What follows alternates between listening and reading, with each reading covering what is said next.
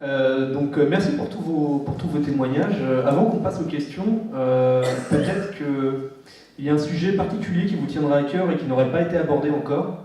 Si c'est le cas, je vous invite à vous en profiter pour en parler maintenant.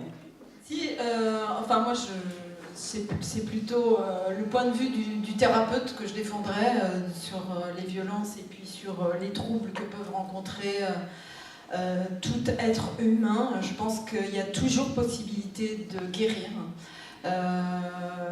C'est extrêmement important de le dire et de l'évoquer parce que rien n'est jamais perdu et en étant accompagné, on peut sortir d'un drame, même de ce type de carnage absolument terrifiant quand ça arrivait dans nos vies. Voilà. Après, je peux souligner peut-être des choses, non, on aura peut-être une conclusion après plus tard. Alors, il n'y a pas de conclusion qui est prévue, donc si vous avez des propos pour terminer, je vous invite à le faire. Alors, je continue, puisque c'est sur... donc l'association ASVS, je vous l'ai dit tout à l'heure, était une association nationale. Ce sont près de 500 bénévoles qui sont actifs dans cette association et qui travaillent sur 13 commissions de travail à tous les niveaux. C'est-à-dire, je me tiens à votre disposition parce qu'au niveau juridique, au niveau des parlementaires, des politiques, nous sommes extrêmement actifs puisque nous avons pas mal de personnes qui sont engagées, des députés qui sont dans nos rangs. Et on intervient au niveau médical, au niveau de la santé. Nous avons mis en point des protocoles de soins et d'accompagnement pour les personnes victimes et pour les auteurs, avec des accompagnements et des protocoles de soins qui sont faits en prison.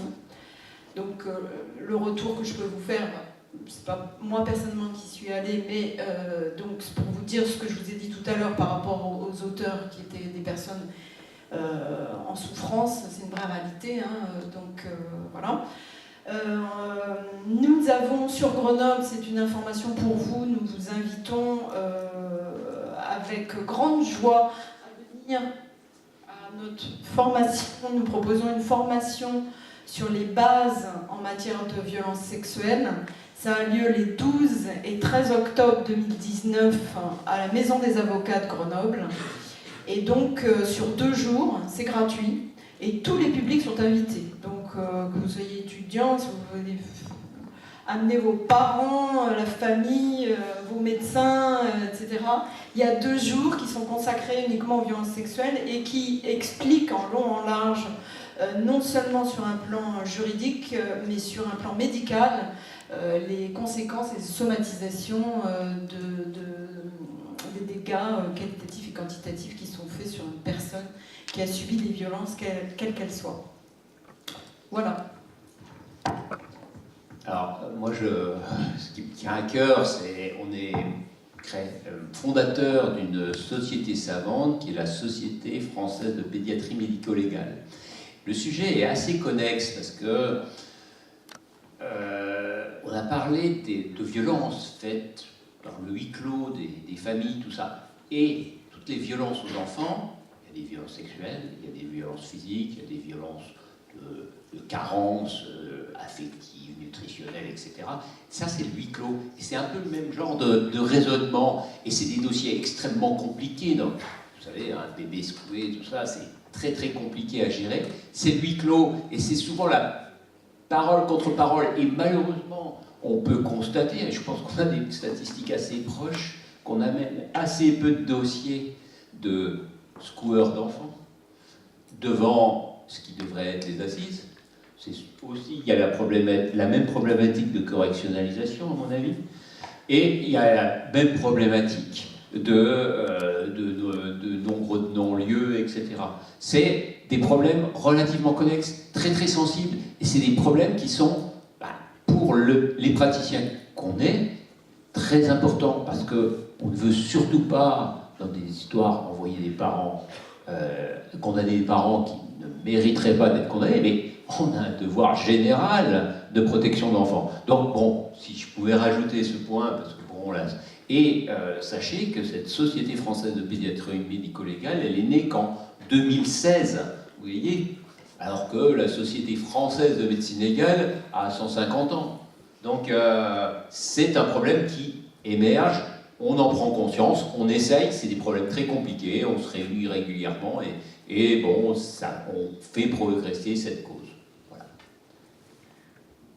Et moi, je voudrais que vous ne perdiez pas de vue, parce que effectivement, les violences sexuelles, c'est ce qui nous occupait ce soir.